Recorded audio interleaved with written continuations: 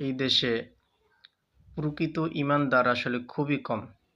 নাস্তিক, বেঈমান, মুরতাদ, মুনাফিক এগুলাই সবচাইতে বেশি। প্রধান উপদেষ্টা ডক্টর মোহাম্মদ ইউনূস সাহেব, তার কাছে আমার প্রশ্ন, তিনি কি নিজেকে মুসলমান দাবি করেন? তিনি কি সত্যিকার অর্থে আসলে মুসলিম? যদি নিজেকে নিজে মুসলিম দাবি করে, তাহলে আবুল সরকার এই বেয়াদব কুলাঙ্গার বেঈমানকে এখনো কেন ফাঁসি দেয় না? কেন ফাঁসির রায় হয় না? বড় দুঃখ লাগে, আফসোস লাগে। আবুল সরকার একটা ভিডিও ভাইরাল হয়েছে ফেসবুকের মাধ্যমে, ইন্টারনেটে সরাসরি। তিনি বলেন, আলী রাদিয়াল্লাহু তাআলা আনহু চেহারা আল্লাহর চেহারা সমান, নাউজুবিল্লাহ। তিনি উদাহরণ দিয়ে বলছেন, যখন বাবার চেহারা সন্তানের হয়, ঠিক ওইরকম আল্লাহরই তো সন্তান আলী, নাউজুবিল্লাহ। অথচ আল্লাহ তাআলা বলেন কি, কুল হুয়াল্লাহু আহাদ, আল্লাহ এক, আল্লাহ অদ্বিতীয়, আল্লাহর কোনো শরীক নেই। আল্লাহর কোনো শরীক নেই। লাম ইয়ালিদ ওয়া লাম ইউলাদ, আল্লাহর তো কেউ জন্ম দেয় নাই, আল্লাহও কাউকে জন্ম দেয় নাই। আল্লাহর কোনো সন্তান নাই, আল্লাহর কোনো স্ত্রী নেই। কোনো বেঈমান যদি বলে আলী রাদিয়াল্লাহু তাআলা আনহু হলো আল্লাহর সন্তান, ওই বেঈমানকে কেন বাংলাদেশে এখনো জীবিত রাখা হয়? প্রধান উপদেষ্টাকে বলবো, অতি দ্রুত এই কুলাঙ্গার বেঈমানকে ফাঁসির রশিতে ঝুলাবেন। এটা আমাদের মুসলমানের প্রাণের দাবি। আর এই দাবি যদি আপনি না বুঝেন, বুঝতে ব্যর্থ হন, তাহলে এদেশের মুসলমান 5ই আগস্টে কি করতে পারছে সেটা আপনি দেখছেন। আপনার পরিস্থিতি কিন্তু একই হবে। এজন্য মুসলমানদের ভাষা বোঝার চেষ্টা করুন। মুসলিম এমন একটা জিনিসের নাম যারা রক্ত দিতে জানে, প্রয়োজনে নিজে মার খেতেও জানে, আবার প্রয়োজন যদি হয় তাহলে মার দিতেও জানে। ইসলামের জন্য জান কুরবান করতে পারে মুসলিম। মুসলিমদের ইতিহাস খুব ভয়ঙ্কর ইতিহাস। তারা একবার যদি খেপে যায়, তাহলে তাকে ঠান্ডা করার মতন পরিস্থিতি পৃথিবীর কোনো শক্তি নেই। এই জন্য এই বাউল সরকার বেঈমানকে অতি দ্রুত ফাঁসির দিতে হবে, এটাই আমাদের দাবি। আর যদি ফাঁসি দেওয়া না হয়, তার বিচার যদি ওইরকম করা না হয়, শুধু নিরাপত্তাই দেন, তাহলে চলবে না। মুসলিমরা একবার খেপে গেলে বুঝতে পারবেন, হাসিনা পলাইতে পারছে, কিন্তু এই আউল বাউল বেঈমানদের পক্ষে যারা কথা বলবে, তারা বাংলাদেশ থেকে পলায়নের সুযোগও পাবে না। মুসলিমরা ধরে ধরে তাদেরকে দুনিয়া থেকে বিদায় করে দিবে। এই জন্য যত দ্রুত সম্ভব এই কুলাঙ্গারকে খুব দ্রুত বিচার করুন। আমরা তার ফাঁসি দেখতে চাই, অন্য কোনো বিচার না, একটাই বিচার, আবুল সরকারকে ফাঁসি দিতে হবে। ও প্রতিটা কথা ইসলাম বিরোধী। এবং আরও একটা তথ্য জানা উচিত আপনাদের, যে এই বাউল শিল্পী গোষ্ঠীর যত লোক আছে, ওদের আকীদাগতই খারাপ। ওদের আকীদা স্পষ্ট, আল্লাহ তাআলা এক নয়, আল্লাহ এক, আল্লাহকে তারা মানে না।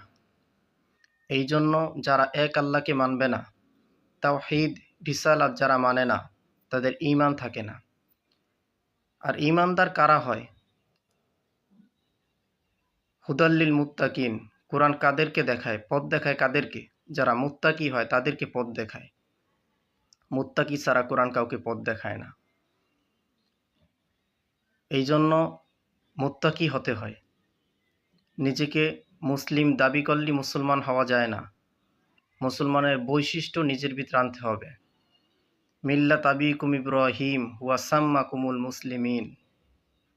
আমরা তো ইব্রাহিম আলাইহিসসালাতু ওয়াসসালামের সন্তান। কাজে আমরা কিভাবে শিরিক করি, এটা আমাদের ঈমানে কি একবারও বাধা দেয় না? যে ইব্রাহিম আলাইহিসসালাতু ওয়াসসালাম শিরকের বিরুদ্ধে ছিলেন, মূর্তির বিরুদ্ধে ছিলেন। তাই মুসলিম যদি দাবি করতে হয়, কোনো শিরক করা যাবে না, নির্ভেজাল ঈমান থাকতে হবে। আমল কম বেশি হতে পারে, কিন্তু ঈমান ঠিক থাকতে হবে।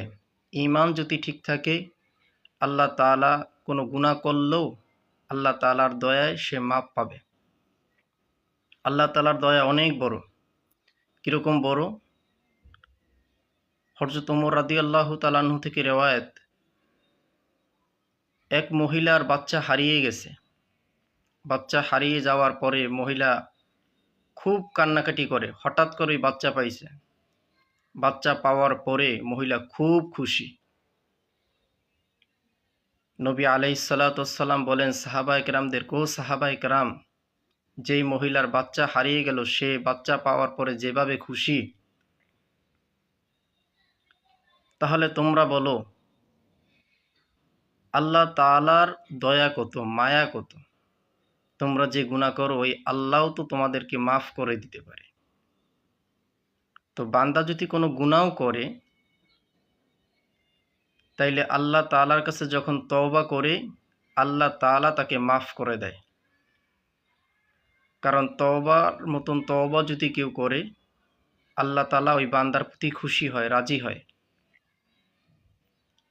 এই জন্য দেখবেন ওমর রাদিয়াল্লাহু তাআলা আনহুর মতন ব্যক্তি, যিনি নবীজির গর্দান উড়িয়ে দিতে চেয়েছেন, অথচ ওই ওমর রাদিয়াল্লাহু তাআলা আনহু ভুল বোঝার পরে যখন ঈমান গ্রহণ করছেন, তিনি দ্বিতীয় খলিফার মতন একটা মহান স্থানে পৌঁছতে পেরেছেন। এই জন্য গুনাহ করে মুমিনরা, আর গুনাহ করার পরেই যখন তিনি ভুল বুঝতে পারে এবং তওবা করে, আল্লাহ তাআলা তাকে মাফ করে দেন।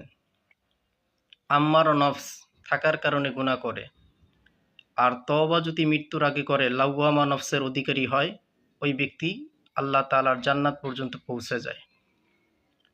এই জন্য বলবো, হে মুসলিম, নিজেকে যদি মুসলমান দাবি করেন তাহলে ঈমান ঠিক রাখেন এবং সাধ্য অনুযায়ী সমস্ত গুনাহকে বর্জন করুন।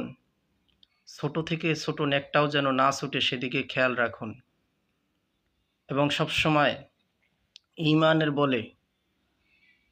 ঈমানের বলে বলিষ্ঠ হওয়ার চেষ্টা করুন।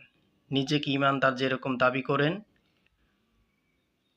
ওইরকমই ঠিক আপনার ভিতরে ঈমান যেন আছে সেটা বুঝতে পারে মানুষ। অর্থাৎ কোরআন ও সুন্নাহর উপরে চলা উচিত আমাদের। তাহলেই বোঝা যাবে আমি প্রকৃত ঈমানদার। আর যদি কোরআন সুন্নাহ অনুযায়ী না চলি, তাহলে আমি কিসের ঈমানদার? এই জন্য নিজেকে আগে কোরআন ও সুন্নাহর উপরে যেন চলতে পারি সেরকমভাবে তৈরি করতে হবে।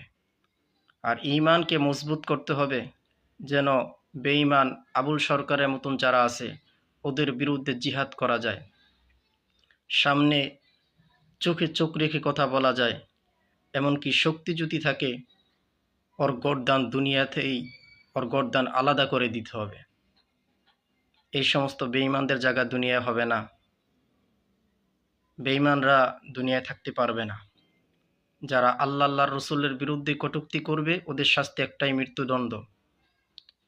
সেটা অবশ্যই বাংলাদেশে আইন আজ হোক কাল হোক পাশ করতেই হবে।